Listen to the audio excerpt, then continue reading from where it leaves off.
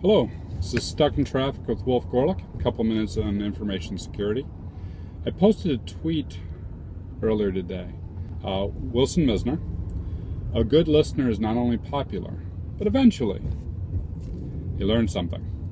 Wilson Misner.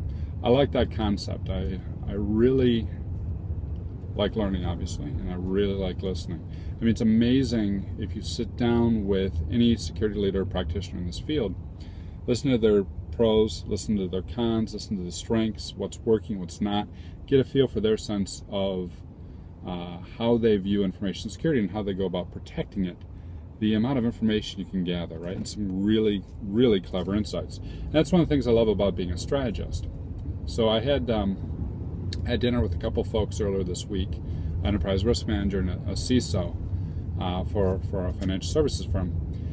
And I was talking to the CISO, and we got to talking about his vendor risk program.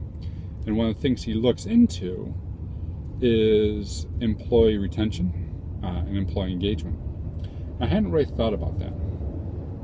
So I'm like, what does that really have to do with vendor risk? I mean, you think about vendor risk, it's usually technical controls, right? Bit, SIG, and so on and so forth. Like, yeah, but think about this for just a minute, Wolf. You can have the best technical controls in the world. I'm like, yeah, best technical controls in the world. Low risk. Really, though? Is it really low risk?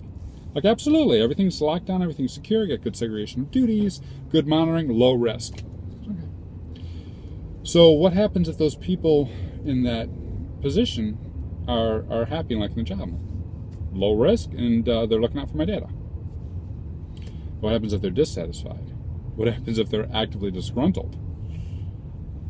Okay, yeah, not much technical controls are going to do about that, especially if you have collusion, if you especially have a collection of disgruntled people, right? If you have a collection of disengaged people, right? If you got the office space environment with the one guy with a stapler and everyone else going out and injecting code and doing a salami attack and skimming off the top,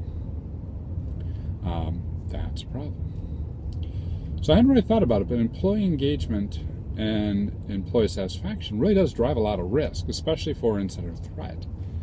And it's an interesting perspective to slice and dice data that way. And I also like it from just simply from the fact of,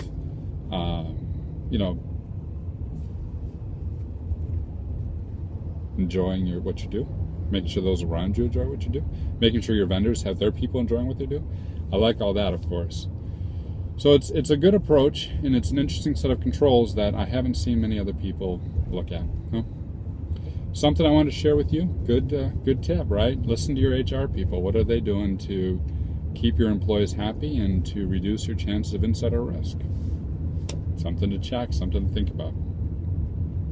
With that, I'll talk to you tomorrow. Looks like traffic is moving pretty good. Life is good. Cheers.